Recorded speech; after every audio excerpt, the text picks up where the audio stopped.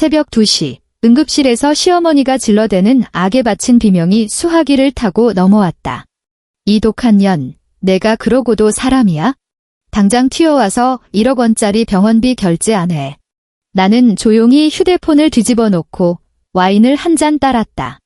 남편은 나의 15년 헌신을 헌신짝처럼 버리고 상간녀와 살림을 차렸다. 나는 그들의 숨통을 쥐고 있던 모든 자금줄을 가차없이 끊어버렸다. 그러자 밤새도록 지옥 같은 66통의 부재중 전화가 울려 퍼지기 시작했다. 미련할 정도로 착했던 며느리의 가장 우아하고도 잔혹한 복수가 지금 시작된다. 이야기 시작 전 구독. 자, 그럼 이야기 시작합니다. 여러분, 가장 믿었던 사람에게 가장 잔인하게 버림받는 기분이 어떤지 아십니까? 가정법원 앞의 공기는 그야말로 서슬퍼런 칼날 같았습니다. 한겨울의 뼈를 깎는 북풍보다 내 가슴을 더 시리게 만든 것은 15년을 함께한 남편 진호의 그 차갑게 식어버린 눈빛이었습니다. 은수는 손에 들린 이혼 합의서를 망연자실하게 내려다보았다. 그것은 그저 얇은 종이 한 장에 불과했다. 하지만 그 얄팍한 종이 쪼가리 한 장이 그녀의 청춘과 눈물과 내 인생 전체를 송두리째 지워버리려 하고 있었다. 은수는 말없이 자신의 거칠어진 두 손을 내려다보았다. 마디가 굵어지고 손톱 밑에는 세월이 남긴 지워지지 않는 찌든 때가 박혀 있었다. 이것은 오직 남편을 성공시키기 위해 그녀가 기꺼이 감내했던 훈장과도 같은 흉터였다.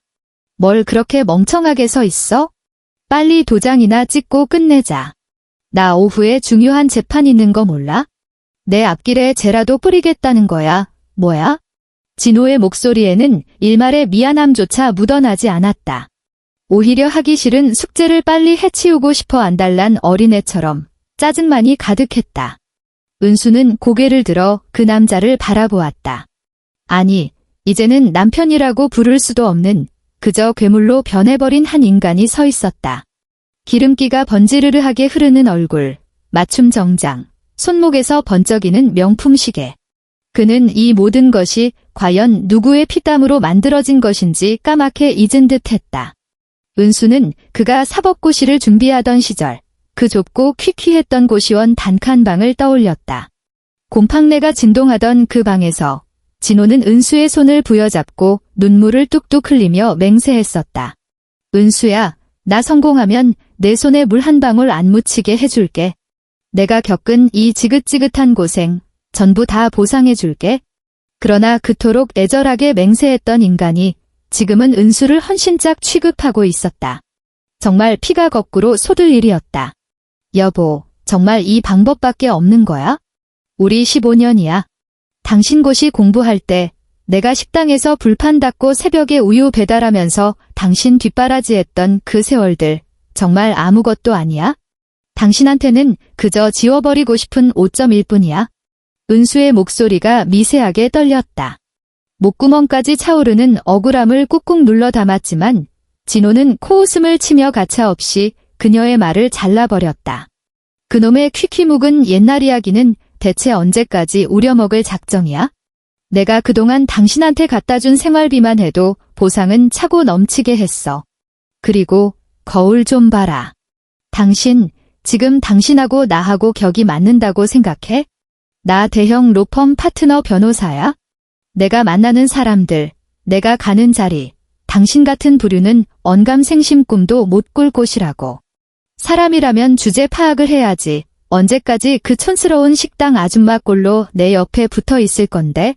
그의 말은 예리한 비수가 되어 은수의 심장을 갈기갈기 찢어놓았다. 격, 수준. 지난 15년 동안 그 격을 만들어준 게 대체 누구인데? 진호가 연거푸 낙방하며 절망에 빠져 한강 다리에 가겠다고 난리를 칠 때 그를 붙잡은 게 누구였던가?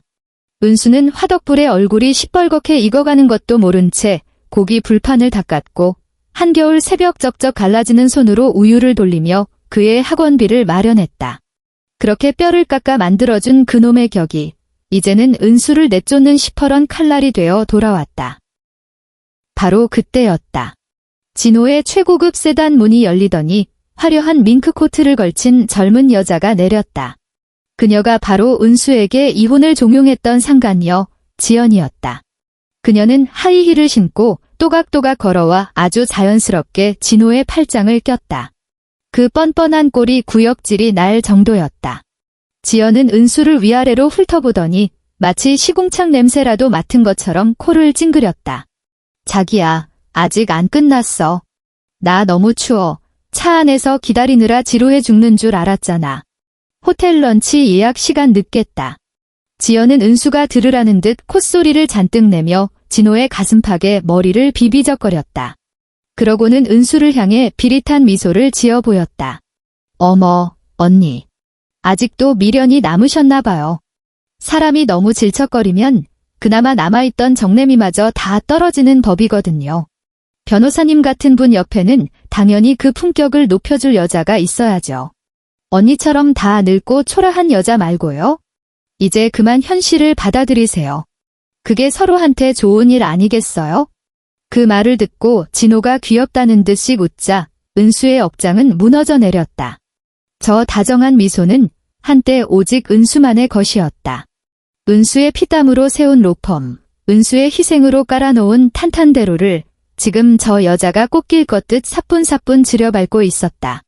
세상 참 더럽고 불공평하다. 하지만 여러분, 이야기는 아직 끝나지 않았습니다. 은수는 왈칵 쏟아질 것 같은 뜨거운 눈물을 꾹 참아냈다. 여기서 무너지면 저 악마들이 원하는 대로 휘둘리는 꼴밖에 되지 않는다. 은수는 파르르 떨리는 손으로 가방에서 인감도장을 꺼냈다. 그래, 찍어줄게. 내가 그토록 원한다면 이 지옥 같은 인연 내 손으로 끝내주마. 진호의 얼굴에 화색이 돌았다. 진작에 그럴 것이지. 그는 서류를 들이밀며 재촉했다. 은수는 도장을 찍기 전 진호를 똑바로 노려보며 얼음장 같은 목소리로 말했다. 대신 조건이 하나 있어? 이혼 신고하고 나서 일주일 동안 시댁 식구들한테는 절대 입 다물어. 내 짐은 내가 직접 정리하고 내 방식대로 마지막 인사를 할 테니까. 만약 내가 먼저 함부로 입을 놀려서 귀찮게 만들면 이 서류 당장 찢어버릴 줄 알아. 알아들었어. 진호는 속으로 코웃음을 치며 고개를 끄덕였다. 어차피 시어머니의 잔소리를 일주일 뒤로 미루는 게 자신에게도 나쁠 것 없다는 계산이 선듯했다. 마음대로 해. 어차피 이제 우린 남남인데 당신이 지지고 볶든 알게 뭐야. 대신 일주일 뒤에는 내 집에서 미련 없이 짐 싸서 나가. 쾅! 하고 도장이 찍혔다. 15년이라는 기나긴 세월이 그 묵직한 마찰음 한 번에 허무하게 끝이 났다. 진호와 지연은 마치 개선장군이라도 된 양의기양양하게 차에 올라탔고 최고급 세단은 은수의 시야에서 멀어져 갔다. 시커먼 매연이 은수의 낡은 코트 자락을 스쳤지만 그녀는 피하지 않았다. 방금 그 매연보다 훨씬 더 역겹고 더러운 인간 쓰레기를 털어냈기 때문이다. 홀로 남겨진 은수는 천천히 휴대폰을 꺼냈다. 손끝은 미세하게 떨리고 있었지만 그녀의 눈빛은 아까와는 완전히 달라져 있었다. 화면에는 방금 도착한 한결 로펌의 문자 메시지가 떠 있었다. 고은수 고객님, 요청하신 친정아버지의 유산 상속 및 비자금 법인화 절차가 모두 완료되었습니다. 현재 즉시 가용 가능한 현금 자산은 300억 원이며 강남 알짜배기 빌딩 세 채의 명의 이전도 무사히 끝났습니다. 아울러 김진호 변호사의 로펌 설립 당시 투입되었던 자금에 대한 회수 절차도 본격적으로 착수했습니다. 은수의 입가에 서늘한 미소가 번졌다. 진호는 꿈에도 몰랐을 것이다. 자신이 그토록 무시하고 짓밟았던 돈 없는 전업주부 은수가 사실은 어마어마한 자산을 굴리는 친정아버지의 유일한 상속녀라는 사실을 말이다. 그녀의 아버지는 생전의 사위인 진호를 단 한 번도 믿지 않았다. 그래서 모든 유산을 15년 동안 신탁에 묶어두었던 것이다. 그런데 기막히게도 그 신탁이 풀리는 날이 바로 은수가 버림받은 오늘이었다. 참으로 얄궂은 운명의 장난이었다. 은수는 거래 내역을 꼼꼼히 확인했다. 남편의 로펌 설립 자금부터 시작해서 시아버지의 VIP 병실 입원비, 심지어 시누이가 긁어댄 명품 가방 할부금까지. 그 집안 구석구석 그녀의 돈이 들어가지 않은 곳이 없었다. 여보, 당신이 아까 나더러 격이 안 맞는다고 했지? 지금부터 진짜 격이 뭔지 뼈저리게 느끼게 해줄게. 돈에 환장한 당신들이 어떻게 바닥까지 추락하는지 똑똑히 지켜봐. 아, 참, 시아버지 수술비도 기대해. 은수는 법원 계단을 한 걸음씩 내려갔다. 발걸음을 내디딜 때마다 은수의 낡은 운동화는 그 어떤 명품 구두보다 힘차고 단단하게 땅을 박찼다. 은수의 눈빛은 이제 슬픔이 아니라 시퍼렇게 날이 선 살기를 띠고 있었다. 자, 복수의 서막이 올랐습니다. 일주일 뒤 평화롭던 시댁거실이 비명과 통곡으로 아수라장이 될 텐데 여러분도 벌써부터 기대되지 않으십니까? 66통의 전화벨 소리. 그것은 바로 지옥의 문이 열렸음을 알리는 신호탄이 될 것입니다. 여러분, 세상 천지에 이런 시댁이 또 있을까요? 15년 동안 아들 뒷바라지하느라 뼈가 빠진 며느리를 유통기한 지난 우유 취급하는 인간들 말입니다. 법원을 나선 지 1시간도 채 되지 않아 은수의 휴대폰이 미친 듯이 진동하기 시작했습니다. 화면에 뜬 발신자는 시어머니였다. 평소 같았으면 가슴이 철렁 내려앉았겠지만 지금 은수의 눈에 그 세 글자는 그저 우스꽝스러운 농담 같았다. 은수는 차가운 눈으로 화면을 한참이나 내려다보다가 천천히 전화를 받았다. 여보세요. 야, 이 썩을려나. 시어미가 전화를 하면 득달같이 받아야지. 뭘 꾸물거리고 있어. 너 당장 집으로 튀어와. 오늘 내 친구들 집에서 모임하기로 했으니까 와서 갈비찜 좀 푹 찌고 밑반찬 좀 정갈하게 내와. 내 친정에서 배운 건 없어도 손맛 하나는 쓸 만하잖니? 친구들 앞에서 내 체면 좀 살려줘야 할 거 아니야. 미안하다는 말 한마디, 안부 인사 한마디 없었다. 시어머니 박 여사에게 은수는 지난 15년 동안 그저 부려먹기 좋은 공짜 파출부이자 아들의 성공을 위해 당연히 희생해야 하는 도구에 불과했다. 은수는 입꼬리를 미세하게 비틀며 대답했다. 네, 어머니. 지금 갈게요. 은수는 옅은 미소를 지으며 차를 돌렸다. 진호와 약속한 그 일주일은 은수에게 있어 시댁의 숨통을 서서히 조여가는 사형 집행유예 기간이었다. 시댁에 도착하자 거실은 시끌벅적한 웃음소리로 가득했다. 박 여사는 친구들 앞에서 어깨에 잔뜩 힘을 주고 거드름을 피우고 있었다. 은수가 주방으로 들어가려 하자 박 여사가 득달같이 달려와 은수의 팔뚝을 낚아채며 짐짓 나무라는 척을 했다. 어머, 넌 오늘 꼬라지가 그게 뭐니? 옷 좀 단정하게 입고 다니지. 내 친구들이 널 보면 우리 집 파출부인 줄 알겠다. 하긴 내 팔자도 참 기구하지. 아들놈 기껏 판검사급 변호사 만들어놨더니 며느리가 저 모양이니? 너 그렇게 궁상맞게 구는 거 우리 진호 얼굴에 먹칠하는 거란 생각은 안 드니? 안 그래, 얘들아? 박 여사의 친구들은 입을 가리고 호호거리며 비웃었다. 정말 구역질이 올라오는 광경이었다. 은수는 입을 굳게 다문 채 주방으로 향했다. 그때 안방문이 열리며 진호의 누나이자 은수의 얄미운 시누이 혜린이 기지개를 켜며 걸어 나왔다.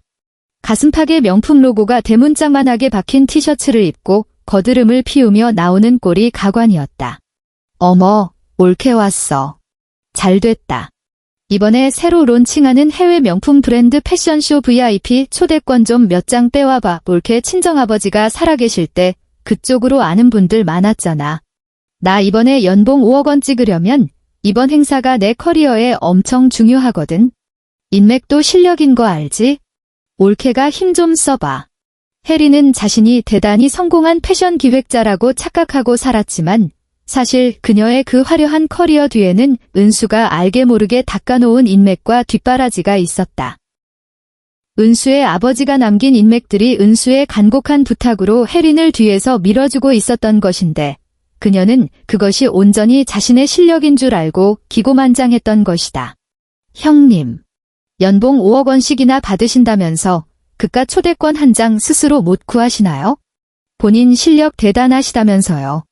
은수의 뼈 있는 한마디에 혜린의 눈썹이 꿈틀했다. 뭐, 옳게 지금 나랑 한번 해보자는 거야? 우리 진호가 변호사 돼서 집안 기둥 세워주니까 이제 눈에 뵈는 게 없어? 너 우리 동생 아니었으면 진작에 길바닥에 나앉았어. 주제 파악 좀 해. 내가 누구 덕에 이렇게 호강하고 사는지 까먹었어? 시어머니 박 여사도 거들며 은수의 등짝을 후려쳤다. 그래, 혜린이 말이 100번 맞아. 우리 진호가 너 같은 걸 걷어준 것만 해도 감지덕지 해야지. 넌 이제 유통기한 지난 우유야. 아무짝에도 쓸모가 없다고.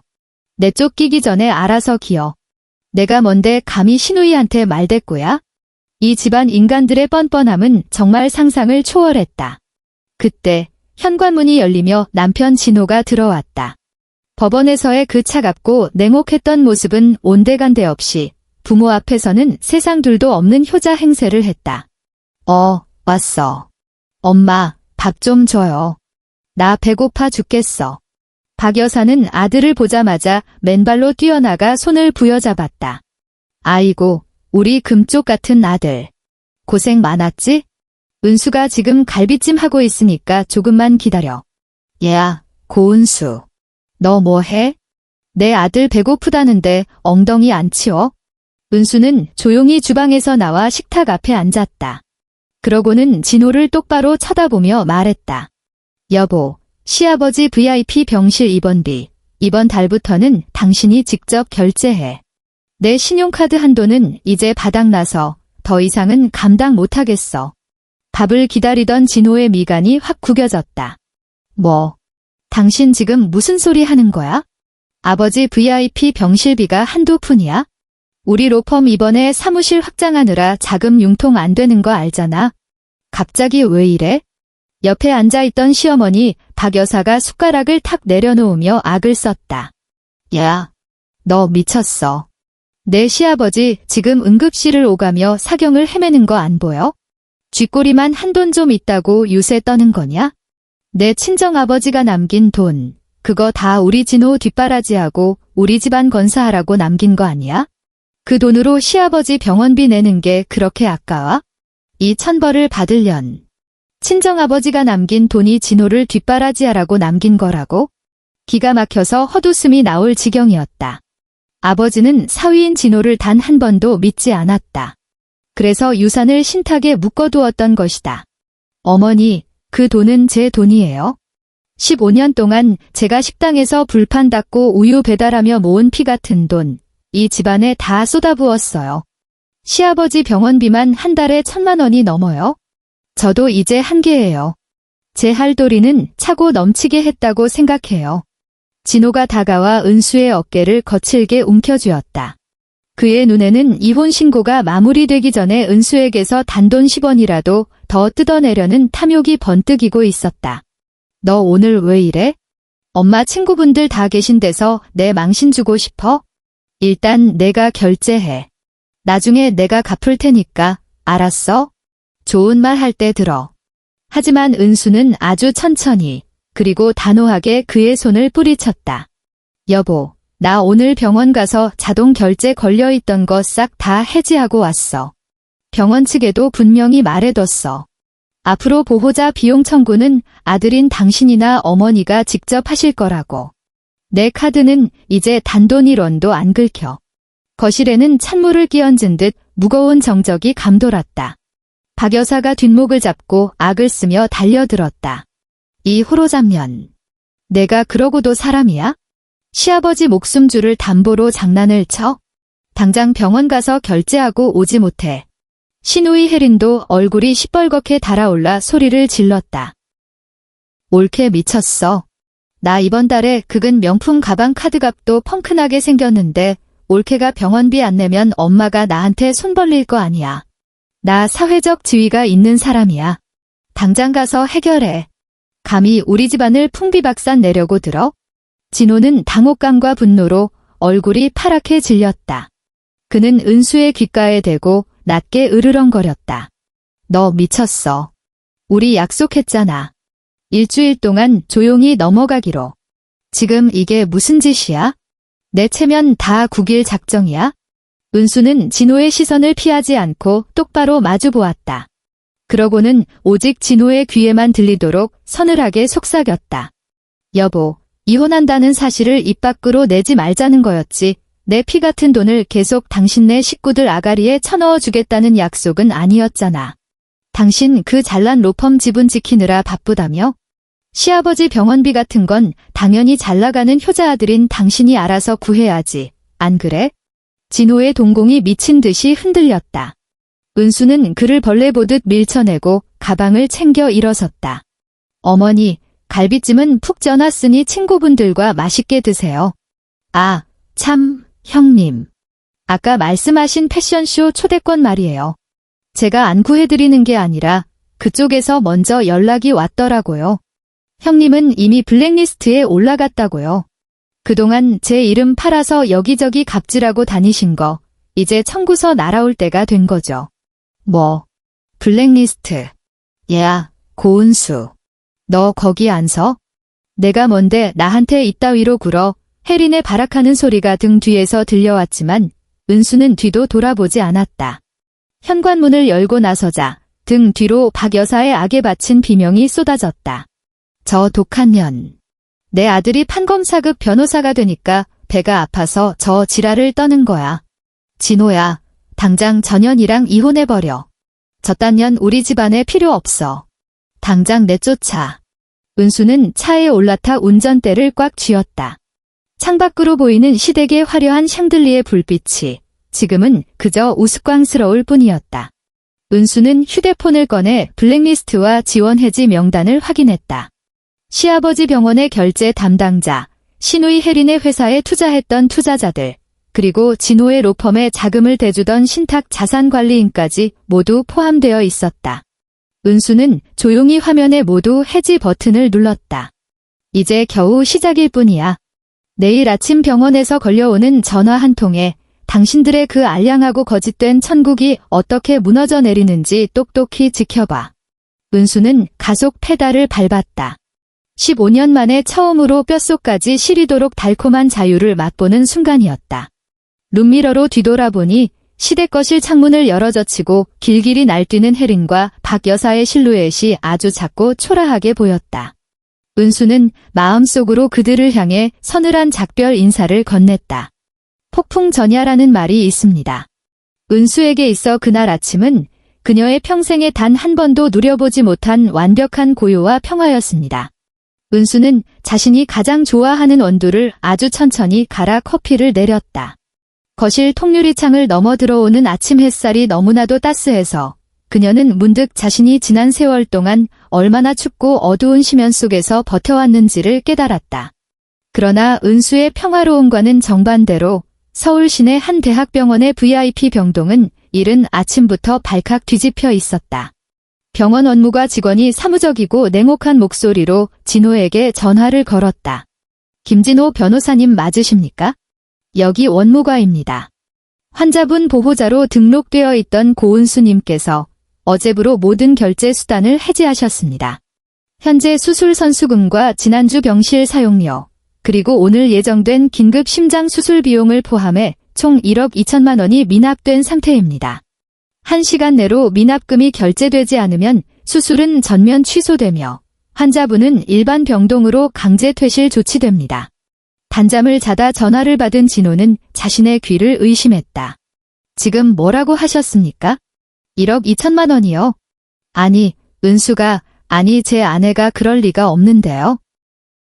진호는 덜덜 떨리는 손으로 전화를 끊고 옆에서 세상 모르고 자고 있던 상간녀 지연을 흔들어 깨웠다.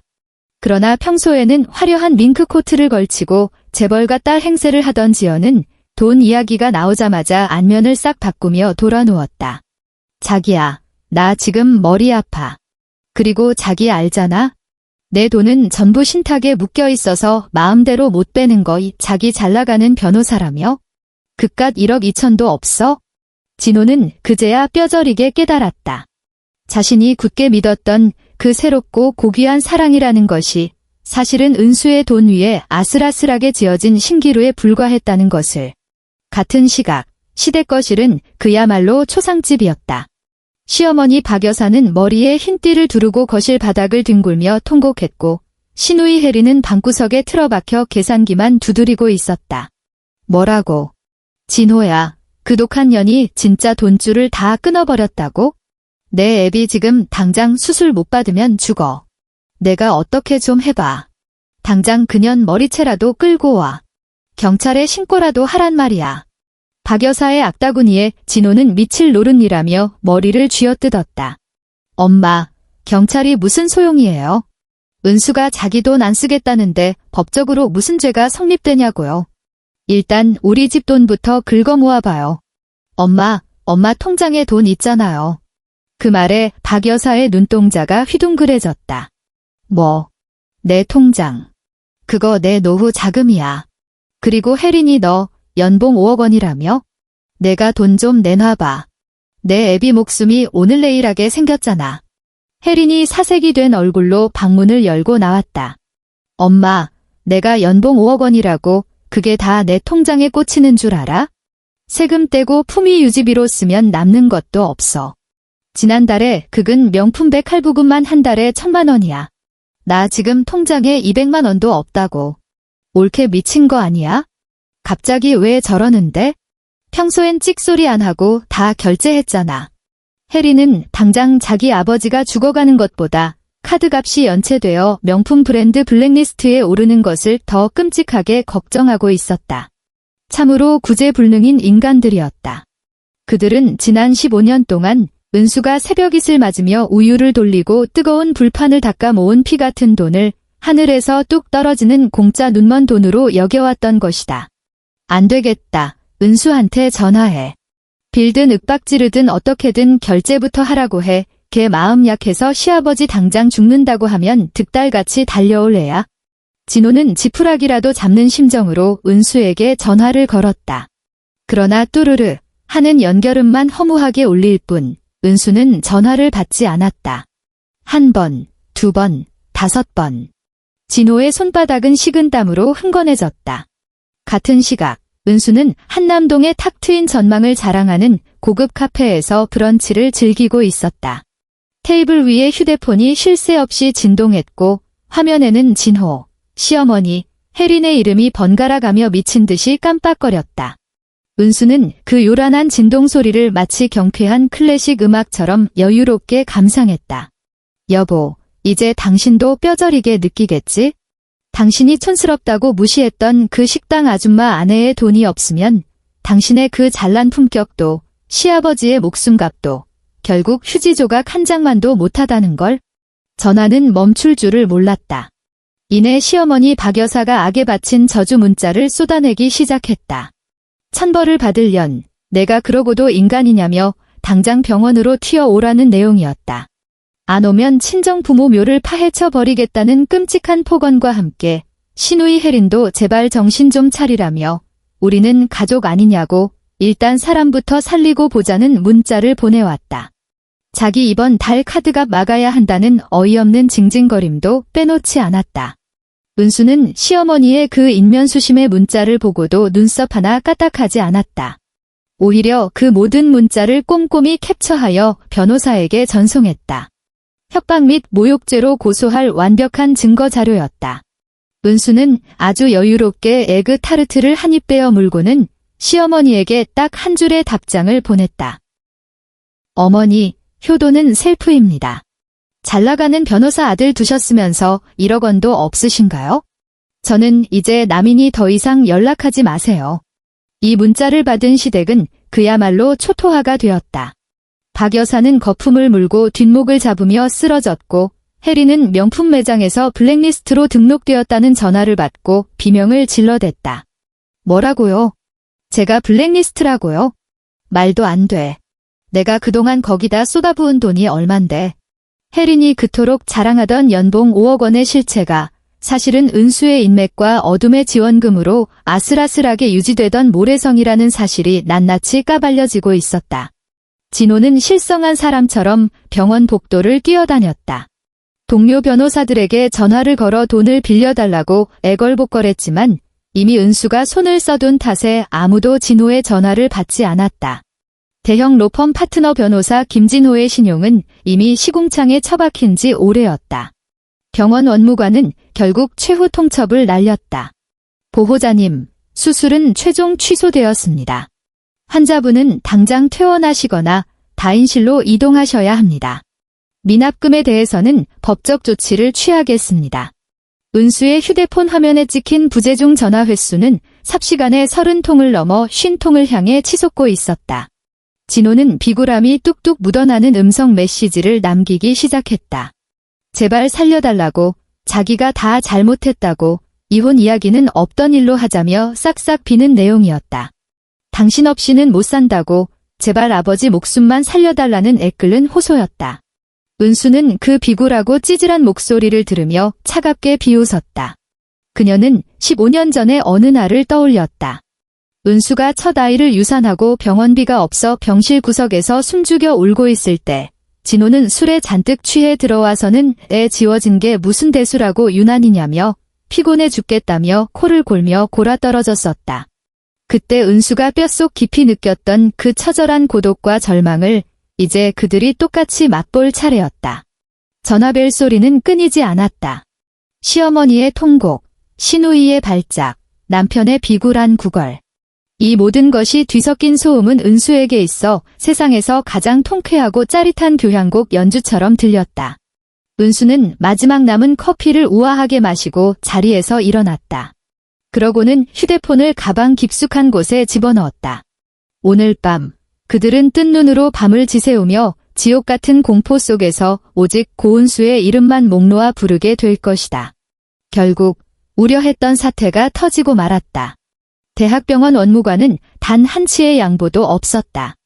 1억 2천만 원이라는 거액의 체납액이 해결되지 않자 VIP 병실의 육중한 문은 매정하게 닫혀버렸다. 시아버지는 제대로 된 치료조차 받지 못한 채 산소 호흡기 하나에 의지하여 비좁고 시장통 같은 다인실 병동으로 쫓겨났다. 그 호화로운 병실에서 쫓겨나 낡은 철제 침대에 널브러진 아버지를 보며 진호는 밀려오는 자괴감에 치를 떨었다. 그러나 자괴감보다 더 끔찍한 것은 당장 이 시궁창 같은 현실을 타개할 돈이 단 한 푼도 없다는 공포였다. 진호는 마지막 남은 지푸라기라도 잡는 심정으로 상간녀 지연의 오피스텔로 달려갔다. 평소 명품백을 고를 때면 간지러운 콧소리를 내며 아양을 떨던 그녀였지만 문을 연 지연의 표정은 그 어느 때보다 싸늘하게 식어 있었다. 지연아, 나 진짜 급해서 그래? 적어도 아버지 수술비만이라도 어떻게 안 될까? 내가 예전에 말했던 그 신탁 자금, 그거 조금만 융통해주면 안 돼? 지연은 애걸하는 진호를 보며 콧방귀를 뀌었다. 그러고는 화장대 앞에 다리를 꼬고 앉아 신경질적으로 쏘아붙였다. 자기야, 자기 변호사잖아. 명색이 변호사라는 인간이 돈이 없어서 여자한테 손을 벌려? 그리고 내가 분명히 말했지? 내 돈은 전부 우리 아빠가 관리해서 내 마음대로 못 뺀다고. 나 지금 자기 때문에 체면 다 구겼어. 시아버지 수술비도 없어서 병원에서 쫓겨났다는 소문이라도 돌면 내 얼굴에 똥칠하는 거 몰라? 뭐라고? 지연아, 지금 내 체면이 문제야? 우리 아버지 목숨이 달린 일이라고. 사람 죽고 사는 건 의사가 알 일이지. 내가 알 바야? 그리고 솔직히 까놓고 말해서 은수 언니 돈줄 끊기니까 자기 완전 빈 껍데기 깡통이잖아. 내가 자기 만난 건 잘나가는 대형 로펌 변호사라서 만난 거지. 이런 궁상맞은 꼴 보려고 만난 줄 알아? 지연의 독설은 진호의 뒤통수를 망치로 후려치는 듯 했다. 그는 그제야 뼈가 저리도록 깨달았다. 자신이 조강지처를 버리면서까지 선택했던 그 고귀한 사랑이라는 것이 사실은 오직 돈으로만 얽혀있는 천박한 계약 관계에 불과했다는 것을. 두 사람의 고함 소리가 오피스텔 복도를 쩌렁쩌렁 울렸고 결국 지연은 진호의 뺨을 매몰차게 후려갈기고는 그를 문 밖으로 내동댕이 쳤다. 돈 구하기 전까지는 내 눈앞에 띄지도 마. 쾅 하고 문이 닫혔고 진호는 굳게 닫힌 문 앞에서 넋을 잃고 한참을 서 있었다. 같은 시각 시누이 혜린 역시 인생 최대의 위기를 맞고 있었다. 그녀가 다니는 패션 기획사 대표실에서 찢어질 듯한 고성이 터져나왔다. 김혜린 팀장, 이게 대체 어떻게 된 일입니까? 이번 시즌 메인 브랜드 론칭쇼 초대권은 고사하고 우리 회사가 그 브랜드 블랙리스트에 올랐다는 통보를 받았어요. 이거 다 김 팀장이 그쪽 VIP 인맥 꽉 잡고 있다고 호언장담해서 밀어붙인 프로젝트 아닙니까? 혜리는 사색이 되어 횡설수설 변명했다. 대표님, 뭔가 커뮤니케이션에 오해가 있었던 것 같습니다. 제가 당장 확인해 보겠습니다. 제가 아는 VIP 인맥들이 얼마나 빵빵한데요. 인맥. 김 팀장이 입에 달고 살던 그 대단한 인맥들. 전부 고은수 씨 쪽 사람들 아니었습니까? 방금 그쪽 법무팀에서 연락 왔어요. 앞으로 김혜린 씨와는 어떠한 비즈니스도 하지 않겠다고요. 고은수 씨 친정아버지가 닦아놓은 인맥들 싹 다 빠져나갔단 말입니다. 혜린의 심장이 철렁 내려앉았다. 그녀가 누리던 연봉 5억 원의 화려한 커리어. 그 비결은 바로 옳게 은수에 보이지 않는 내조였다. 은수의 아버지는 생전에 패션계와 유통업계에서 막강한 영향력을 행사하던 거물이었고 은수는 신우이를 위해 그 거물들에게 고개를 숙여가며 혜린을 뒤에서 밀어주었던 것이다. 그러나 은수가 그 동아줄을 싹둑 끊어버리자 혜린의 처참한 미천이 만천하에 드러나고 말았다. 회사에서 쫓겨난 혜린은 미친 듯이 은수에게 전화를 걸었다. 그러나 돌아오는 것은 고객의 사정으로 전화를 받을 수 없다는 건조한 기계음뿐이었다. 혜린은 강남 한복판에서 발을 구르며 악을 썼다. 다 그 독한 올케년 때문이야. 지가 뭔데 내 밥줄을 끊어. 고은수, 너 당장 전화 안 받아. 그녀의 발악은 차가운 빌딩 숲 사이로 허무하게 흩어졌다. 혜린은 당장 다음 달에 막아야 할 수천만 원의 카드값과 대출 이자를 떠올리자 눈앞이 캄캄해졌다. 옳게 은수를 물주 겸 하녀처럼 부려먹은 대가가 이렇게 뼈저린 파멸로 돌아올 줄은 꿈에도 몰랐던 것이다. 같은 시각, 은수는 한남동에 마련된 자신의 새 집무실에서 변호사들과 회의를 하고 있었다. 커다란 테이블 위에는 진호의 로펌 설립 당시 은수가 투자했던 자금의 회수 계획서와 시댁 식구들이 은수의 명의를 도용해 끌어다 쓴 대출금 내역서가 산더미처럼 쌓여 있었다. 고은수 대표님, 김진호 변호사 로펌 지분에 대한 가압류 신청은 법원에 접수 완료되었습니다. 아울러 신우이 김혜린 씨가 대표님 명의의 법인 카드로 업무와 무관한 사치품을 긁어댄 건에 대해서는 횡령 및 배임죄로 형사 고소가 가능합니다. 변호사의 보고를 들으며 은수는 창밖을 응시한 채 조용히 찻잔을 들어 올렸다. 지난 15년 동안 그 버러지 같은 인간들을 위해 헌신했던 시간들이 주마등처럼 스쳐 지나갔다. 시어머니의 온갖 구박을 견디며 제사상을 차렸고 신우이의 히스테리를 받아주며 똥닦개를 자처했다. 무엇보다 남편 진호의 성공을 위해 그녀 자신의 꿈과 청춘을 산산조각 냈다. 여보, 당신이 입에 달고 살던 그 잘난 격이라는 거 지금 직접 겪어보니 기분이 어때? 돈줄이 끊기니까 당신의 그 고고한 자존심도 신우이의 그 화려한 연봉도 전부 쓰레기통에 처박히는 기분이지? 은수는 우아하게 차를 한 모금 마시며 나직이 웃었다. 예전 같았으면 시아버지가 사경을 헤맨다는 소식에 득달같이 달려가 병원비를 대납했겠지만 지금 은수의 심장은 얼음장처럼 차갑게 굳어 있었다. 아니, 그녀는 그들이 더 비참하고 철저하게 짓밟히기를 원했다. 그것이 지난 15년간 그들에게 갉아먹힌 자신의 영혼에 대한 정당한 대가라고 믿었기 때문이다. 오후 늦게 은수의 휴대폰에 시어머니 박 여사의 음성 메시지가 도착했다. 내가 죽을 죄를 지었다고, 내가 미쳤었다고 애원하는 내용이었다. 제발 시아버지 목숨 좀 살려달라고. 병원에서 오늘 밤을 넘기기 힘들다는데 1억 원이 안 되면 수천만 원이라도 좋으니 제발 결제 좀 해달라며 죽어서 귀신이 되어서라도 다 갚겠다고 싹싹 비는 비참한 목소리였다. 메시지 너머로 들려오는 박 여사의 오열에는 과거 그 기고만장했던 호랑이 시어머니의 모습은 온데간데 없었다. 오직 살려달라는 비굴한 구걸과 처절한 절망만이 질척거릴 뿐이었다. 하지만 은수는 그 끔찍한 오열을 다 듣고 나서도 눈썹 하나 까딱하지 않았다. 그녀는 그저 그 음성 파일을 법적 증거자료 폴더에 차곡차곡 분류해 넣었을 뿐이다. 은수는 자리에서 일어나 코트를 걸쳤다.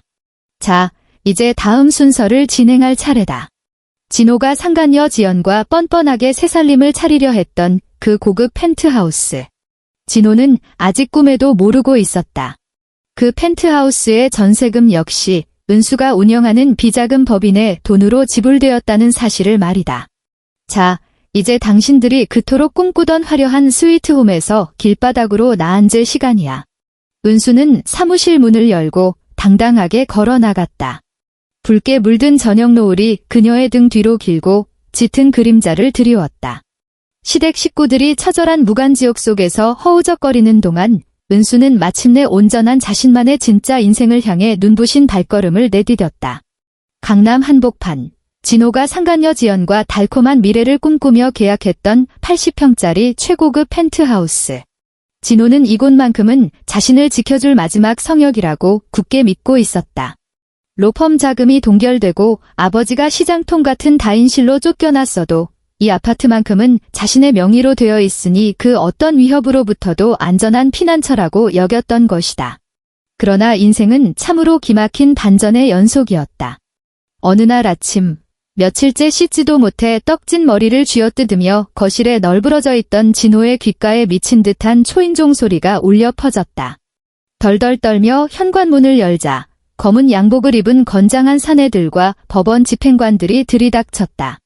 그들의 손에는 보기만 해도 숨이 턱 막히는 시뻘건 압류 딱지가 들려 있었다. 김진호 씨 맞으십니까? 본 펜트하우스는 고은수 대표님의 법인 자산으로 임대차 계약 위반 및 자금 회수 절차에 따라 가압류 및 명도 소송이 진행 중입니다. 오늘부로 가구, 가전제품을 비롯한 모든 집기에 대한 압류 집행을 시작합니다.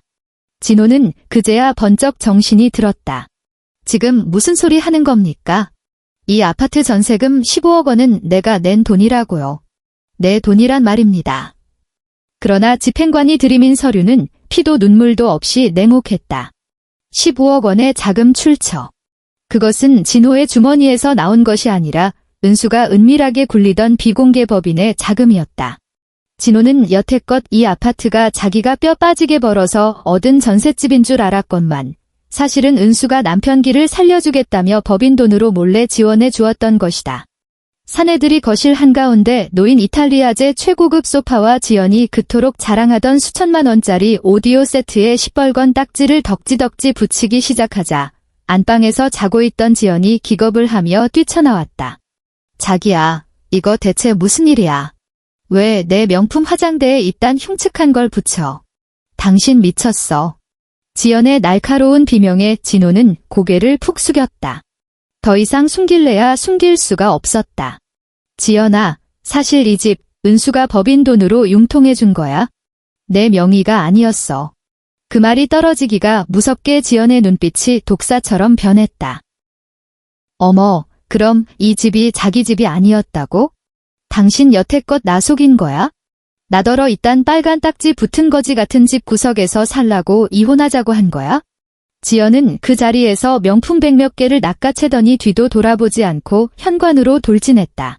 진호가 다급하게 그녀의 팔목을 붙잡았지만 지연은 마치 더러운 오물에 닿은 것처럼 가차없이 뿌리치며 싸늘하게 내뱉었다.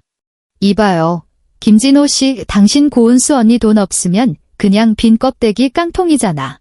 내가 당신 만난 건 능력 있는 대형 로펌 변호사라서 만난 거지. 이딴 땡전 한 푼 없는 거지발사계 같은 놈이랑 엮이려고 만난 줄 알아?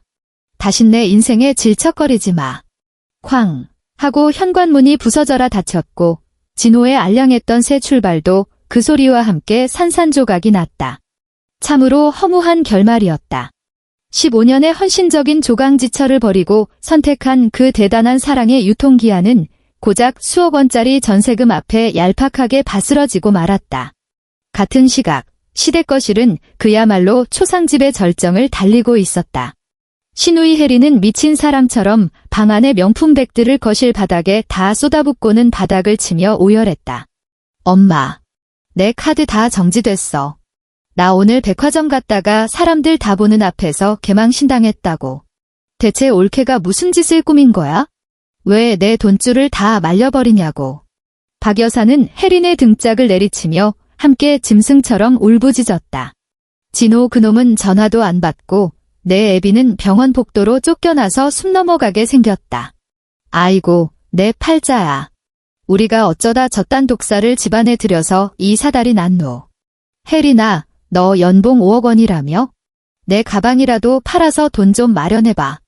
혜리는 사시나무 떨듯 떨리는 손으로 가방 몇 개를 챙겨 들고 중고 명품 매장으로 달려갔다. 하지만 그곳에서 들은 소식은 그녀를 더 깊은 지옥불로 밀어넣었다.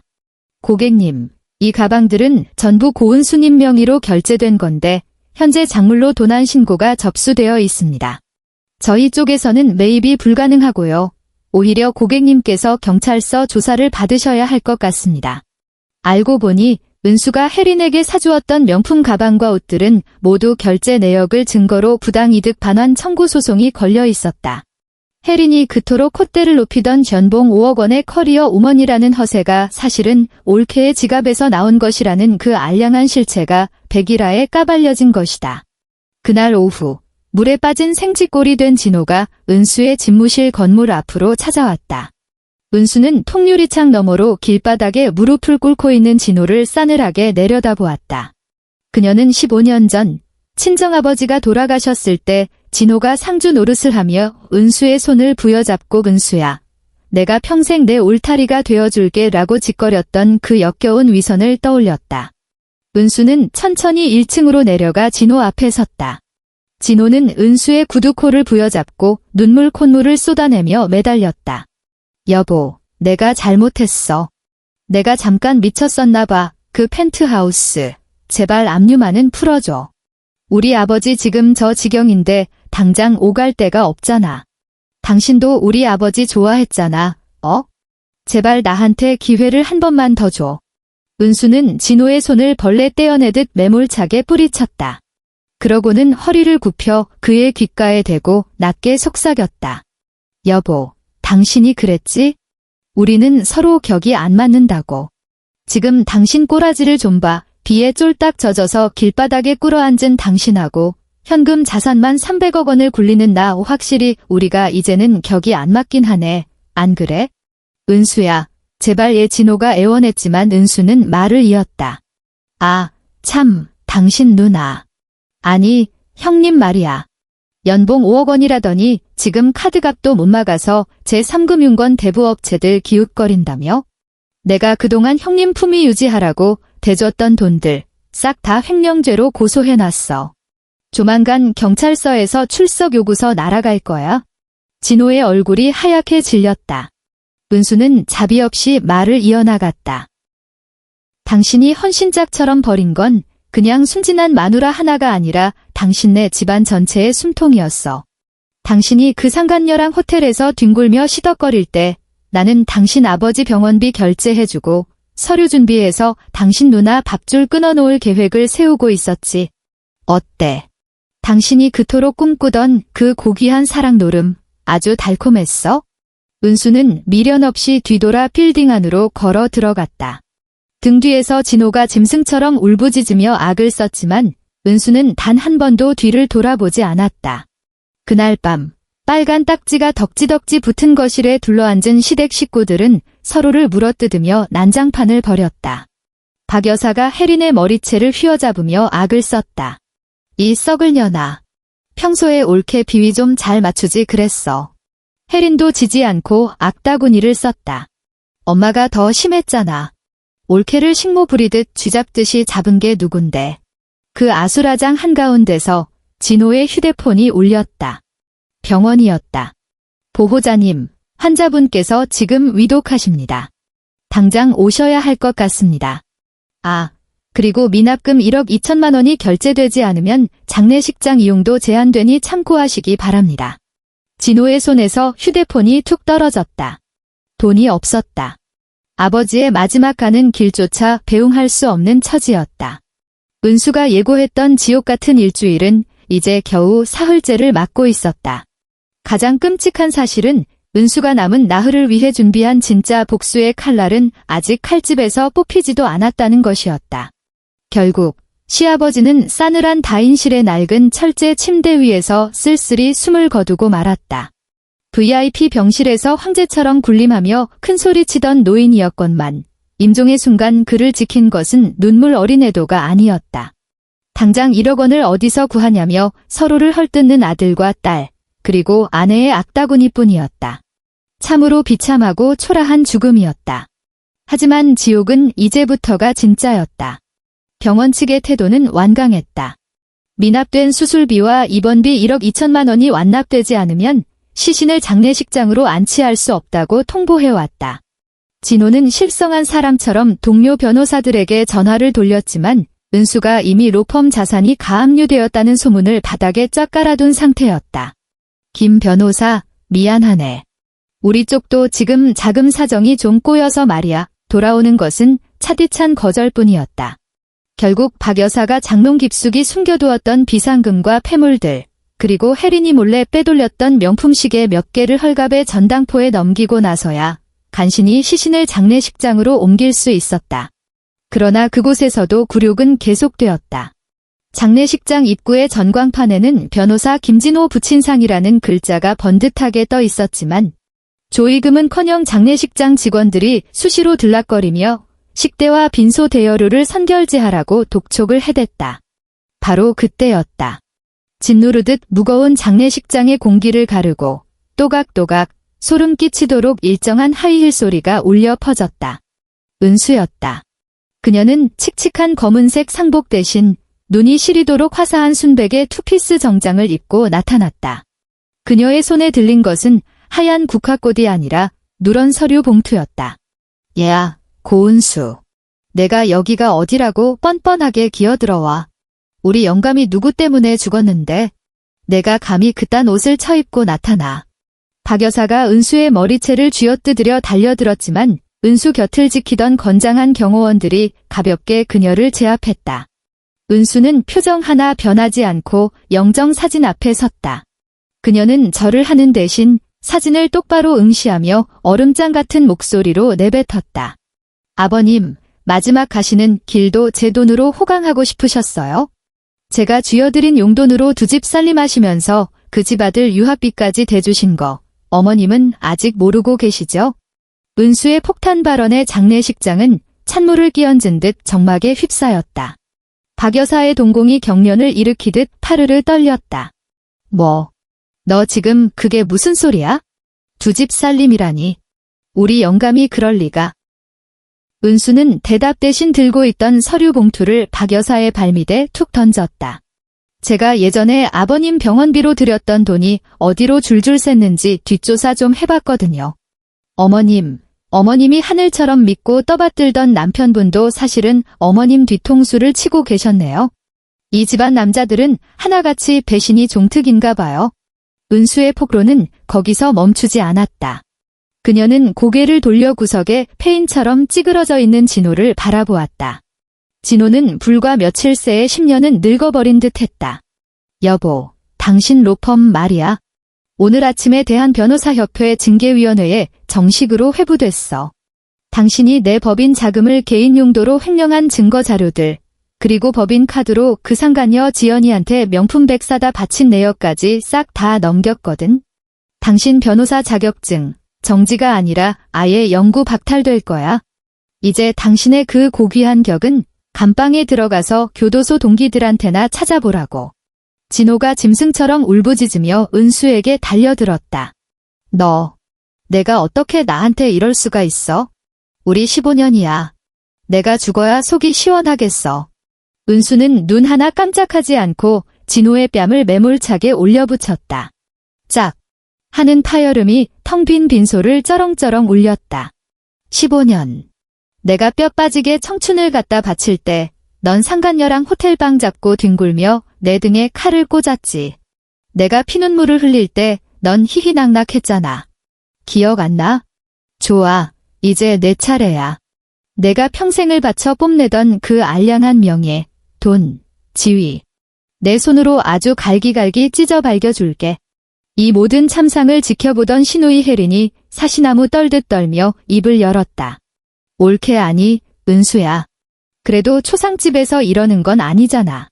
내 이번 달 카드값만 좀 막아주면 내 회사 지분 다 넘길게. 응. 제발 부탁이야. 은수는 혜린을 보며 싸늘하게 코웃음을 쳤다. 형님, 아직도 상황 파악이 안 되시나 본데? 형님이 깔고 앉아있던 그 집, 제가 이미 다 회수했어요.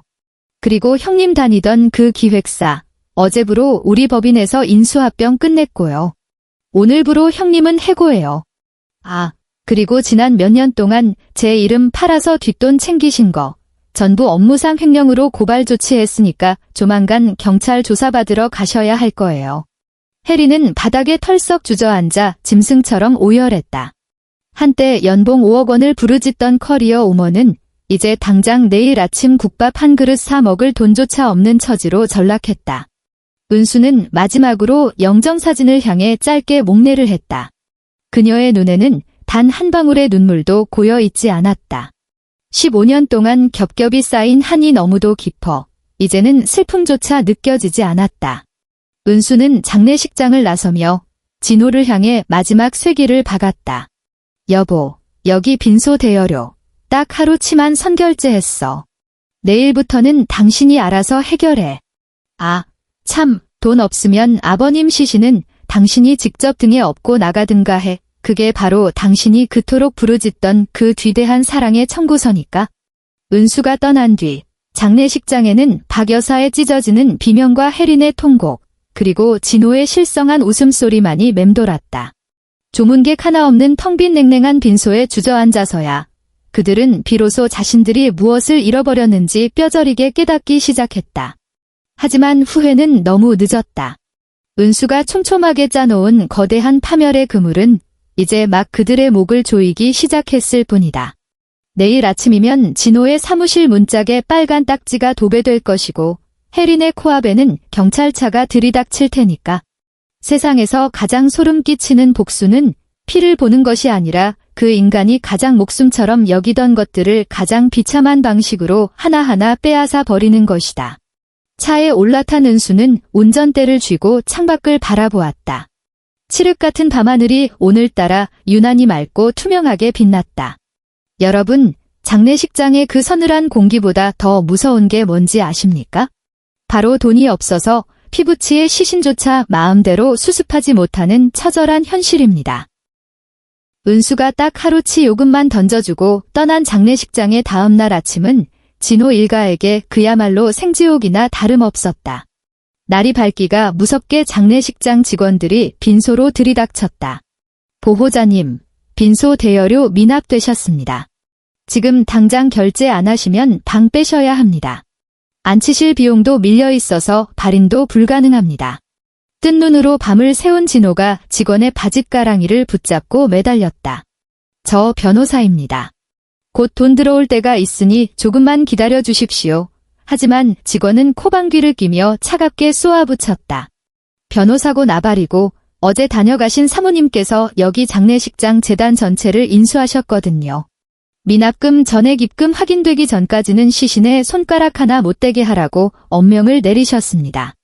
결국 시아버지는 제대로 된 발인식조차 치르지 못한 채 시신이 다시 차디찬 안치실 냉동고로 처박히는 부관참 시급의 수모를 겪어야 했다. 박 여사가 장판 바닥을 주먹으로 내리치며 피를 토하듯 울부짖었다. 고은수 이 천벌을 받으련. 내가 우리 영감을 2번 죽이는구나. 그러나 그 처절한 울부짖음에 귀 기울여주는 이는 아무도 없었다.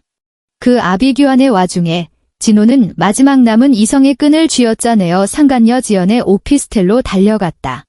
어쩌면 그래도 지연이만큼은 자신을 도와줄지도 모른다는 한 가닥 썩은 동아줄 같은 희망 때문이었다.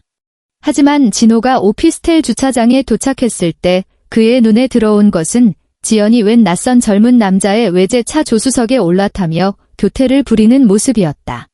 지연아. 류지연. 진호는 실성한 놈처럼 차 앞으로 뛰어들어 길을 막아섰다. 지연은 미간을 팍 구기며 창문을 반쯤 내렸다. 아씨, 이 아저씨는 또 뭐야? 스토커예요. 왜 자꾸 남의 집 앞에서 얼쩡거리고 지랄이야? 지연의 입에서 튀어나온 말은 시퍼런 독화살이 되어 진호의 심장에 꽂혔다. 불과 며칠 전만 해도 사랑한다며 안겨오던 여자가 이제는 그를 벌레 보듯 하며 스토커 취급을 하고 있었다. 지연아, 나야. 진호. 나 진짜 지금 피가 마른다. 5천만 원만, 아니 3천만 원이라도 좋으니까 제발 좀 빌려줘. 나 로펌도 빼앗기고 우리 아버지 장례식도 못 치르고 있어? 지연은 옆자리의 남자에게 오빠, 잠깐만 하고 속삭이더니 진호를 향해 얼음장같이 쏘아붙였다. 자기야가 아니라 아저씨. 착각하지 마. 내가 사귄 건 돈 많고 능력 있는 대형 로펌 변호사 김진호지. 여기저기 돈 구걸하러 다니는 거지발사계 같은 루저가 아니거든. 아저씨도 이제 주제 파악 좀 해. 고은수 언니 돈줄 끊기니까 아저씨 완전 빈 깡통이잖아. 아저씨가 나한테 사준 그 명품들 다 은수 언니 돈으로 긁은 거라며? 경찰에서 작물이라고 압수해간 데서 나도 짜증나 죽겠으니까 다신 내 눈앞에 띄지 마. 재수없게. 지연은 말을 마치자마자 창문을 올리고는 매연을 뿜으며 쌩안이 차를 몰고 사라져 버렸다. 진호는 시커먼 매연을 뒤집어 쓴 채 아스팔트 바닥에 털썩 주저앉았다. 15년 조강지처의 피땀을 짓밟고 선택한 그 위대한 사랑의 민낯이 고작 이따위라는 사실에 그는 미친 사람처럼 헛웃음만 흘렸다. 같은 시각 신우이 혜린의 처지는 한술 더 떠 시궁창을 구르고 있었다. 혜린이 살던 고급 오피스텔에는 이미 시뻘건 차 앞 딱지가 도배되었고 사채업자들이 현관문을 걷어차며 들이닥쳤다. 야, 김혜린. 당장 문 안 열어? 내 올케 이름 팔아서 끌어다 쓴 돈이 얼만데 튀려고 지랄이야. 혜린은 옷장 구석에 짐짝처럼 처박혀 사시나무 떨듯 떨고 있었다.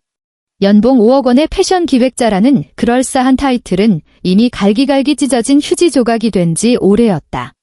그때 혜린의 휴대폰이 징 울리며 문자 메시지가 도착했다. 은수였다. 형님, 아직 방 안 빼셨어요. 거기도 조만간 강제명도 집행 들어갈 텐데요. 아, 참, 이 경찰서에서 보낸 출석 요구서는 받으셨죠? 형님이 그동안 제 이름 팔아서 챙겨 먹은 뒷돈 12억 원, 전부 환수 조치 들어갔습니다.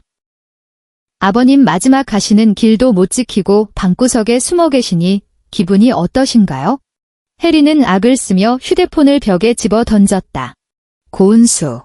이 악마 같은 년. 내가 뭔데 내 인생을 이렇게 망쳐.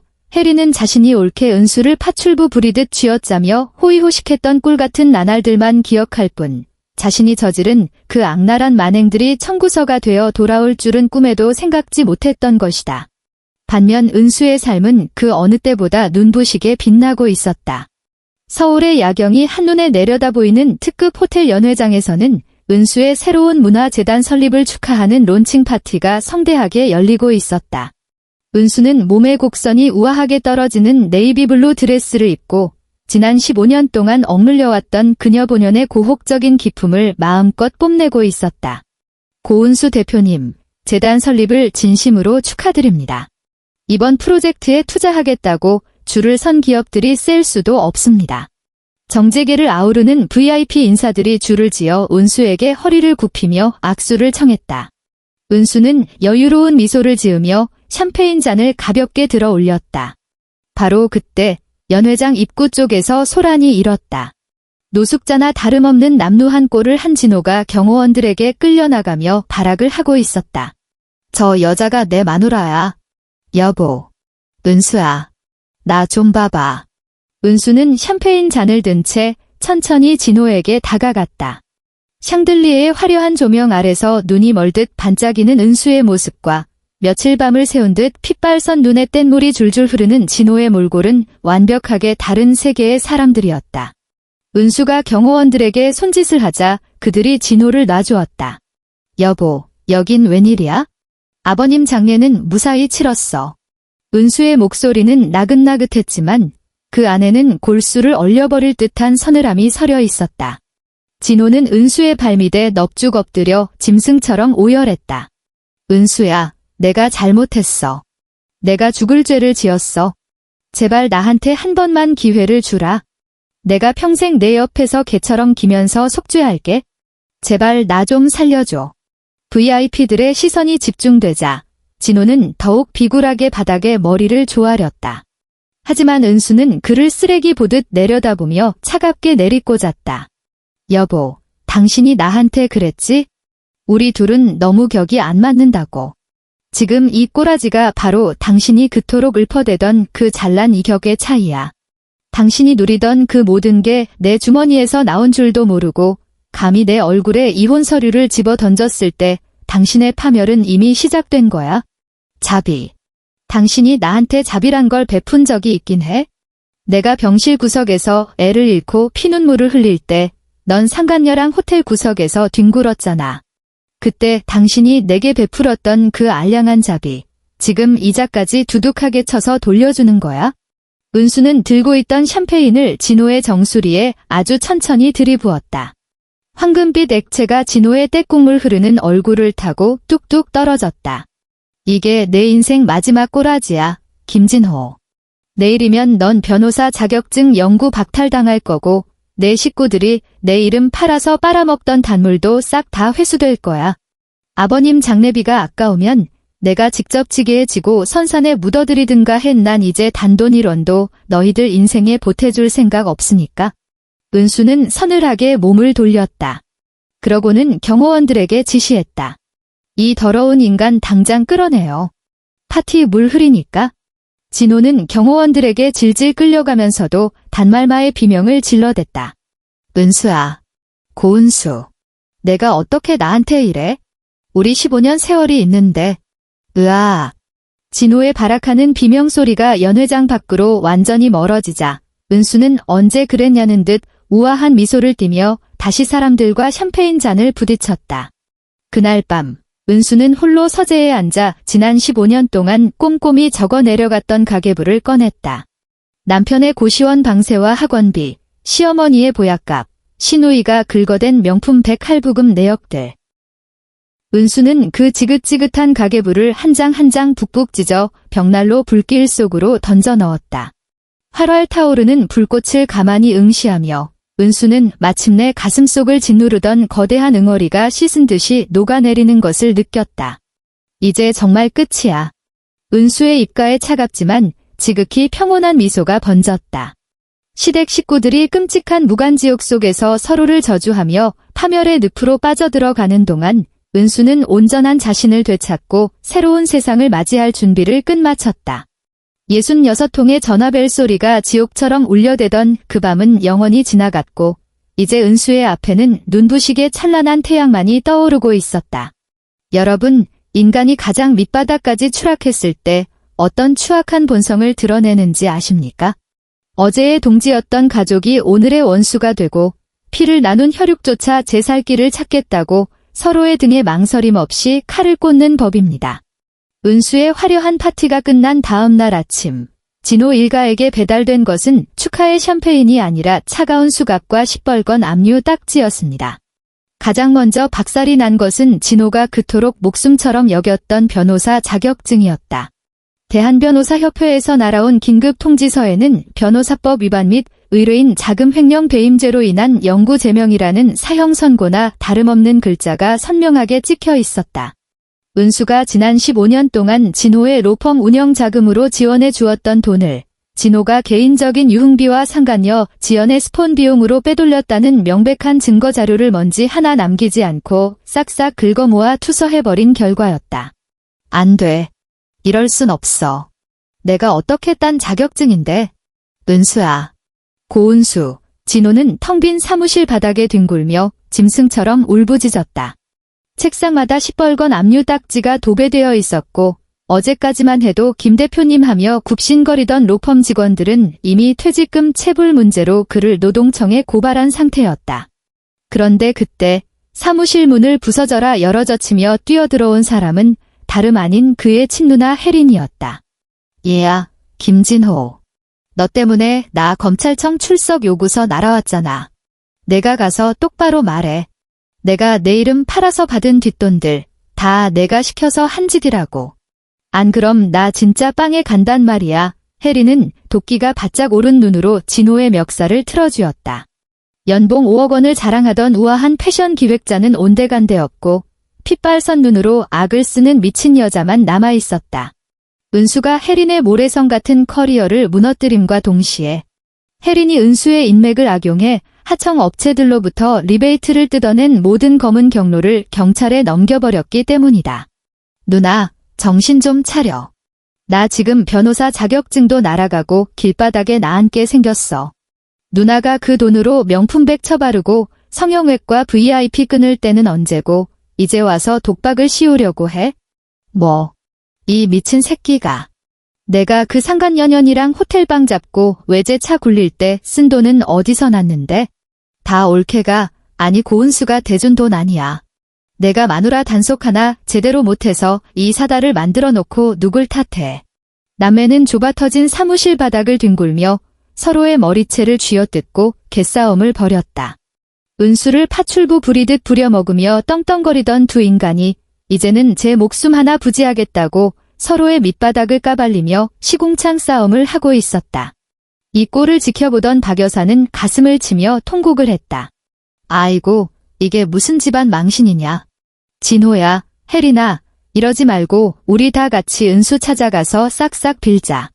걔 본래 심성이 착해 빠진 애니까 우리가 눈물바람으로 매달리면 한 번은 용서해 줄지도 모르잖니, 응? 하지만 박 여사의 그 허황된 헛수고는 경찰서에서 걸려온 전화 한 통에 산산조각이 났다. 은수가 박 여사를 상대로 시어머니가 며느리 명의를 도용해 불법 사채를 끌어다 쓰고 며느리의 폐물을 몰래 내다 판 혐의로 상습절도 및 명예 도용 고소장을 접수한 것이다. 어머니, 여보, 형님. 아직도 본인들 처지가 어떤지 파악이 안 되시나 봐요. 경찰서 조사실 안. 은수의 목소리는 소름이 돋을 만큼 차분했다. 그녀는 알이 굵은 다이아몬드 반지가 반짝이는 손으로 서류 뭉치를 테이블 위에 올려놓았다. 이건 지난 15년 동안 당신들이 내 이름 팔아서 끌어다 쓰고 안 갚은 채무 리스트예요. 원금의 이자까지 합치면 총액이 28억 원이 넘네요. 그리고 이건 당신들이 저지른 범죄 사실 확인서고요. 내가 친정아버지 유산을 15년 동안 신탁에 묶어둔 건 당신들이 내 돈을 호시탐탐 노릴 걸 알아서가 아니라 당신들 스스로 무덤을 파고 들어가는 꼴을 똑똑히 지켜보기 위해서였어요. 진호가 수갑찬 손으로 은수의 소매자락을 붙잡으며 애걸복걸했다. 여보, 내가 진짜 잘못했어. 나 지연이랑도 완전히 끝났어. 그년이 내 비자금까지 싹 다 들고 튀었어. 나 이제 진짜 길바닥에 나앉게 생겼어. 우리 다시 시작하자. 당신 나 사랑했잖아, 은수는 오물을 털어내듯 진호의 손을 매몰차게 쳐냈다. 여보, 당신이 부르짖던 그 위대한 사랑의 대가가 바로 지금 내 손목에 채워진 은팔찌야. 당신이 지연이랑 새살림 차리겠다고 내 등에 칼 꽂을 때 나는 당신 인생의 모든 숨통을 끊어놓을 증거들을 차곡차곡 모으고 있었지. 당신이 내 법인 카드로 지연이 목에 걸어준 그 다이아몬드 목걸이, 지연이도 작물 취득죄로 조사받게 될 거야. 둘이 쌍으로 감방동기하면 딱 맞겠네. 어때? 아주 로맨틱하지? 신우이 혜리는 은수의 구두에 매달려 콧물을 흘리며 빌었다. 은수야, 옳게. 제발 나 한 번만 살려주라. 나 감방 가면 내 인생 진짜 끝장나. 내가 명색이 연봉 5억 원 받던 사람인데 어떻게 감방에서 살아. 난 억울해. 이거 다 진호가 시켜서 한 짓이야. 형님이 연봉 5억 원씩이나 받을 수 있었던 건 형님 실력이 뛰어나서가 아니라 우리 아빠가 형님처럼 무능력한 인간이 불쌍해서 인맥으로 꽂아준 덕분이었어요. 근데 은혜를 원수로 갚고 우리 아빠 유산으로 백화점 VIP 놀이를 해. 이제 그 화려했던 이력서 대신 평생 전과자 꼬리표나 달고 빚이나 갚으면서 살아보세요. 은수는 자리에서 일어났다. 그녀가 조사실 문을 나설 때 등 뒤로 박 여사의 악다구니가 쏟아졌다. 이 독사 같은 년. 내가 그러고도 무사할 줄 알아? 시아버지 제명에 못 살게 만들고 남편을 감방에 쳐넣었으니 너도 천벌을 받을 거야. 내년이 그리 살고도 발 뻗고 잘동 싶으냐. 문고리를 잡은 은수가 걸음을 멈추고 고개를 돌렸다. 그러고는 아주 우아하게 미소 지으며 대답했다. 어머니, 천벌은 이미 당신들 머리 위로 떨어졌어요. 저는요. 아주 잘 먹고 잘 살 거예요. 당신들이 지옥불에서 지르는 비명소리를 자장가 삼아서 지난 15년 동안 못 누렸던 내 인생 뼈끝까지 발라먹으며 즐겨줄 테니까요. 경찰서를 나서는 은수의 눈앞에는 눈이 시리도록 푸른 가을 하늘이 펼쳐져 있었다. 그러나 진호 일가에게 있어 그날 하늘의 빛깔은 그들 평생에 두 번 다시 볼 수 없는 마지막 자유의 색이었다. 그들은 이제 비좁고 퀴퀴한 유치장 철창 안에서 서로를 탓하고 저주하며 끝이 없는 무간지옥의 말싸움을 이어가야만 했다. 진호가 덜덜 떨리는 손으로 은수에게 전화를 걸어보았지만 수화기 너머로 들려오는 것은 텁는 번호이온이라는 기계적인 안내 멘트뿐이었다. 은수는 그들의 세상에서 완벽하고도 철저하게 증발해버렸다. 66통의 부재중 전화가 밤새도록 울려대던 그날 밤처럼 진호는 다시 한번 까마득한 절망의 늪으로 추락했다. 밤이 깊어지자 진호와 혜린, 박 여사는 차디찬 유치장 바닥에 나란히 쪼그려 앉았다. 그 좁아터진 공간에서도 그들은 주먹밥 하나를 두고 서로 내탄이라며 멱살을 잡고 악다구니를 썼다. 15년 동안 은수가 뼈를 갈아 차려냈던 따뜻한 진수성찬 대신 차가운 플라스틱 식판에 담긴 짠밥만이 그들의 비참한 현실을 증명하고 있었다. 한강의 야경이 파노라마처럼 펼쳐지는 최고급 펜트하우스에서 은수는 와인잔을 기울이고 있었다. 창문에 비친 자신의 실루엣을 보며 그녀는 조용히 미소 지었다. 여보, 당신이 그토록 떠받들던 그놈의 격 말이야. 쇠창살 너머로 내다보는 세상의 격은 과연 어떨까? 이제 남은 것은 법의 심판대 위에서 철저하게 짓밟히고 사회적으로 매장당하는 일뿐이었다. 은수가 설계한 정밀하고도 잔혹한 복수극은 마침내 완벽한 클라이맥스를 향해 치닫고 있었다. 재판은 은수의 계산대로 진호에게 자비 없이 불리하게 돌아갔다.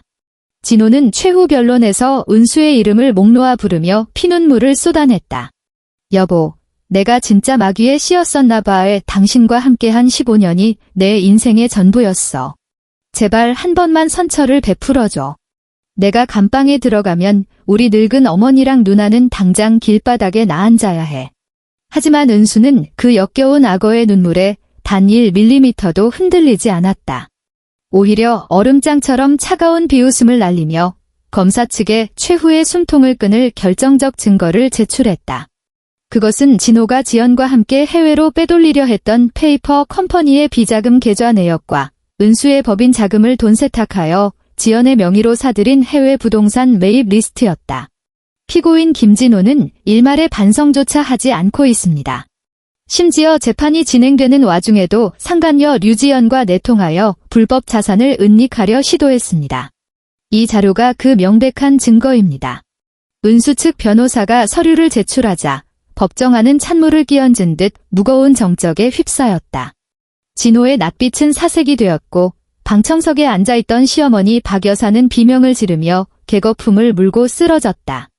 결국 진호에게는 징역 5년의 실형이 선고되었다. 변호사 자격증 역시 영구적으로 박탈당했다. 하지만 진정한 사이다 복수는 법정 밖에서 기다리고 있었다. 진호가 마지막까지 믿었던 최후의 보루, 상간녀 지연은 바로 그 시각 인천공항에서 출국을 시도하다 덜미가 잡혔다. 지연은 진호가 꼽을 쳐둔 마지막 비자금 5억 원과 명품 예물들을 몽땅 챙겨서 혼자 야반도주를 하려던 참이었다. 그러나 은수는 이미 지연의 여권에 출국 금지 조치를 걸어두었고 공항 출국장 앞에서 그녀를 기다리고 있었다. 지연 씨, 어딜 그렇게 급하게 가시나? 우리 아직 계산할 게 좀 남은 것 같은데? 은수가 우아한 걸음걸이로 다가가자 지연은 사색이 되어 명품 백을 등 뒤로 숨겼다. 당신이 무슨 상관이야. 당신이 뭔데 내 앞길을 막아. 이거 다 내 돈이야. 지연 씨 돈. 아니지, 내 돈이지. 당신이 내 남편 꼬드겨서 내 법인에서 빼돌린 횡령금. 작물 취득의 횡령 방조죄. 지연 씨, 진호 씨랑 나란히 손잡고 감방동기하게 생겼네. 진심으로 축하해. 지연이 공항 보안 요원들에게 질질 끌려가며 미친년처럼 악을 쓰자 은수는 스마트폰을 꺼내 그 추악한 꼴을 동영상으로 촬영하며 비웃었다. 이 영상은 내가 나중에 면회 가서 진호 씨한테 꼭 보여줄게. 자기가 그토록 목숨 바쳐 사랑했던 여자가 어떻게 자기 통수치고 혼자 튀려고 했는지 아주 생생하게 감상하라고. 같은 시각, 시댁 식구들의 삶은 그야말로 밑바닥 중의 밑바닥으로 처박혔다. 연봉 5억 원을 입에 달고 살며 올케를 파출부 취급하던 신우이 혜리는 지금 어떻게 되었을까? 그녀는 강남의 화려한 오피스텔에서 쫓겨나 보증금 500만 원에 월세 40만 원짜리 곰팡내 나는 고시원 단칸방으로 굴러떨어졌다. 전 재산이 압류당하고 업무상 횡령 전과까지 생긴 그녀를 받아주는 회사는 대한민국 어디에도 없었다. 결국 혜리는 입에 풀칠이라도 하기 위해 그녀가 그토록 벌레 보듯 무시했던 식당 아줌마 일을 시작해야만 했다. 기막히게도 그 고깃집은 은수가 차명으로 인수한 식당이었다. 은수는 보란듯이 그 식당을 찾아갔다. 어머, 형님. 여기서 뭐 하세요? 고무장갑 끼고 고기 불판 닦는 폼이 생각보다 아주 천직이시네요. 쭈그려 앉아 불판을 닦던 혜리는 은수를 보자마자 얼음장처럼 굳어버렸다. 은수야, 아니, 옳게. 내가 다 잘못했어. 제발 나 여기서 일하게만 해줘라. 나 진짜 당장 쌀 사 먹을 돈도 없어. 은수는 혜린이 닦고 있던 기름때 낀 불판을 구두코로 툭 찼다. 형님, 이거 제가 지난 15년 동안 수도 없이 닦았던 불판이에요. 그때 형님은 내 얼굴에 개기름 흐른다고 촌스럽다며 비웃으셨죠. 이제 형님 손으로 직접 그 기름때 닦아내면서 뼈저리게 느껴보세요. 내가 어떤 심정으로 뼈를 갈아서 그깟 명품 백 사다 바쳤는지. 아, 참, 여기 사장이 저니까 눈치껏 알아서 기세요. 맘에 안 들면 당장 해고니까. 시어머니 박 여사의 말로는 더욱 비참했다. 금쪽 같은 아들은 징역을 살고 딸녀는 고깃집 주방에서 수검댕을 묻히며 굴러떨어지자 그 충격을 견디지 못하고 결국 정신줄을 놓아버린 것이다. 그녀는 허구한 날 동네를 배회하며 지나가는 사람들을 붙잡고 우리 아들이 판검사급 변호사요. 우리 며느리가 강남 빌딩 건물주라고 소리를 지르다 파출소에 끌려가기를 반복했다. 은수는 차 안에 앉아 그 참혹한 파멸의 풍경들을 고요히 지켜보았다. 15년 전 결혼식 날 은수의 손을 부여잡고 우리 집에 복덩이가 굴러들어왔다며 가증스럽게 웃던 시어머니. 올케를 굴러온 돌 취급하며 뒤로는 유산을 빼먹을 궁리만 하던 시누이. 그리고 사랑이라는 역겨운 포장지로 은수의 영혼을 갉아먹었던 남편 진호. 그들이 은수의 피와 살을 파먹으며 쌓아 올렸던 끔찍한 모래성은 이제 흔적도 없이 완전히 무너져 내렸다. 은수는 창문을 올리고 에어컨을 가장 세게 틀었다.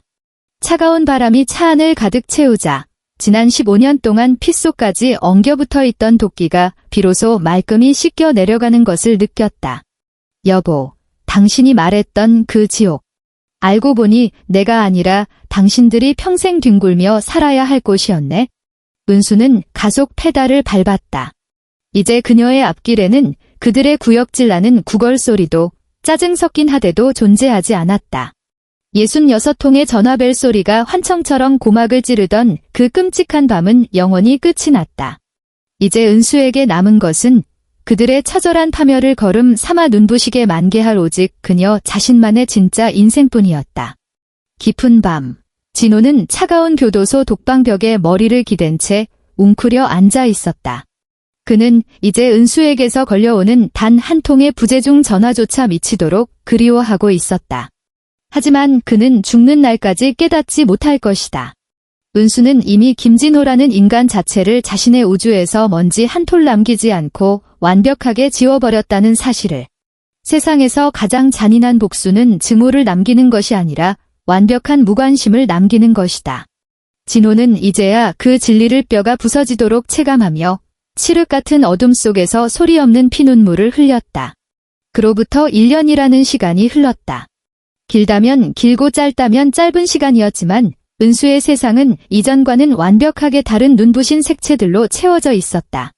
시어머니의 악다구니와 남편의 싸늘한 멸시로 시작되던 은수의 아침은 이제 잔잔한 클래식 선율과 갓 구워낸 빵 냄새, 그리고 오롯이 자신만을 위해 우려낸 향긋한 홍차 한 잔으로 시작되었다. 서울 숲이 시원하게 내려다 보이는 은수의 개인 집무실. 오늘 그녀는 아주 특별한 행사를 앞두고 있었다. 바로 그녀의 이름을 딴 고은수 문화재단의 첫 장학금 수여식이었다. 은수는 전신 거울 앞에 서서 고요히 자신의 모습을 응시했다. 15년 동안 남을 위해 피와 살을 깎아내며 바싹 메말랐던 촌스러운 식당 아줌마의 모습은 온데간데 없었다. 우아하게 세팅된 머리, 기품 있는 베이지색 정장. 무엇보다도 타인의 시선과 억압에서 완벽하게 해방된 은수의 눈빛은 그 어떤 최고급 다이아몬드보다 찬란하게 빛나고 있었다.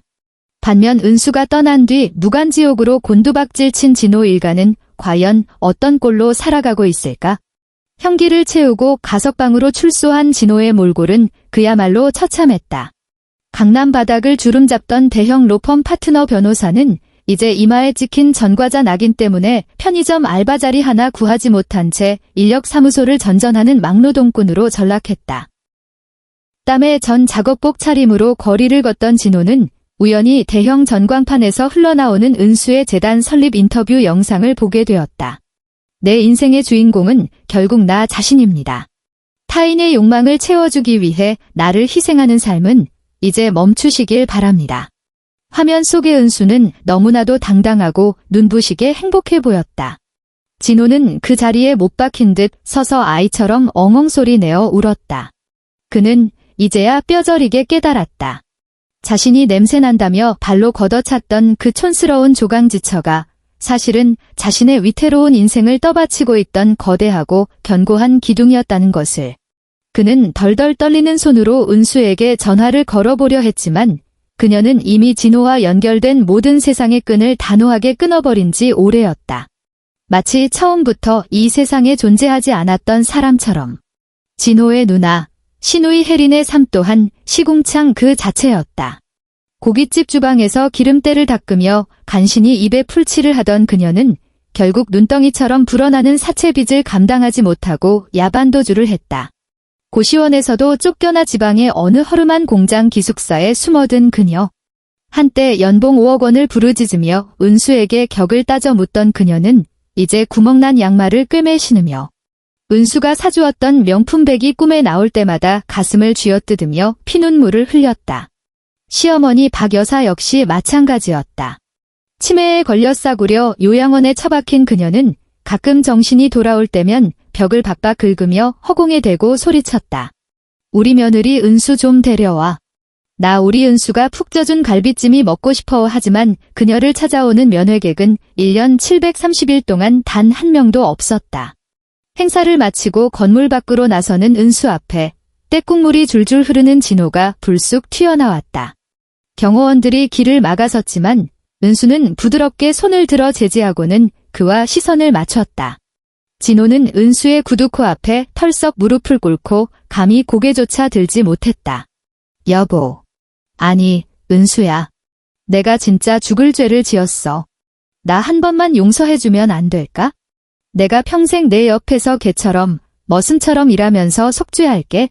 제발 나 좀 걷어주라. 은수는 아주 찰나의 순간 15년 전 진호를 처음 만났을 때 느꼈던 그 풋풋한 설렘을 떠올렸다. 하지만 그 기억은 이제 먼지가 뽀얗게 내려앉은 낡은 앨범 속 빛바랜 사진처럼 그녀의 마음에 단 한 방울의 동심원도 그려내지 못했다. 은수는 아주 천천히 그리고 단호하게 입을 열었다. 내가 예전에 나한테 그랬지? 우리는 서로 격이 맞지 않는다고. 이제야 나도 확실히 알겠어. 너와 나는 처음부터 같은 길을 걸을 수 없는 부류였어. 넌 타인의 피와 땀을 갉아먹는 걸 당연하게 여기는 기생충이었고 난 그걸 사랑이라고 착각했던 미련한 바보였을 뿐이지. 하지만 난 이제 변했어. 난 더 이상 널 증오하지 않아. 누군가를 미워하는 것도 내 감정의 찌꺼기가 남아있어야 가능한 거니까.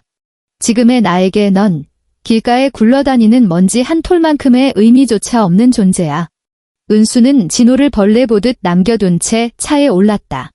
진호가 등 뒤에서 피를 토하듯 그녀의 이름을 부르짖었지만 은수는 단 한 번도 룸미러를 쳐다보지 않았다. 창밖으로 유유히 흘러가는 한강의 물결이 오늘따라 유난히 눈부시게 반짝였다. 집으로 돌아온 은수는 거실의 푹신한 소파에 깊숙이 몸을 파묻었다. 그녀는 1년 전 시댁에서 밤새도록 미친 듯이 울려대던 그 끔찍한 66통의 전화벨 소리를 떠올렸다. 당시의 공포와 절망은 이제 은수에게 그 어떠한 생채기도 내지 못했다. 오히려 그 지옥 같았던 밤이 있었기에 그녀는 비로소 자신이 얼마나 찬란하고 고귀한 존재인지를 뼈저리게 깨달을 수 있었던 것이다. 은수는 다이어리를 펼쳐 내일에 빛나는 계획들을 적어 내려갔다. 새로운 도서관 건립 프로젝트 추진, 사랑하는 친구들과의 해외여행 준비, 그리고 오직 그녀 자신만을 위해 등록한 발레 클래스. 은수의 삶은 이제 누군가의 강요와 희생으로 얼룩진 것이 아니라 온전히 그녀 자신의 욕망과 찬란한 꿈들로 꽉 채워져 있었다. 은수야, 그동안 정말 고생 많았어. 이제부터는 진짜 내 인생을 마음껏 즐겨. 은수는 자신을 향해 다정하게 속삭였다. 그것은 지난 15년 만에 처음으로 그녀가 자기 자신을 온전히 사랑하게 된 마법 같은 순간이었다. 통유리창 너머로 쏟아질 듯 반짝이는 밤하늘의 별빛이 그녀를 축복하고 있었다. 고은수의 진짜 인생은 이제 막 가장 찬란하고 눈부신 제1막의 막을 올렸을 뿐이다. 끝.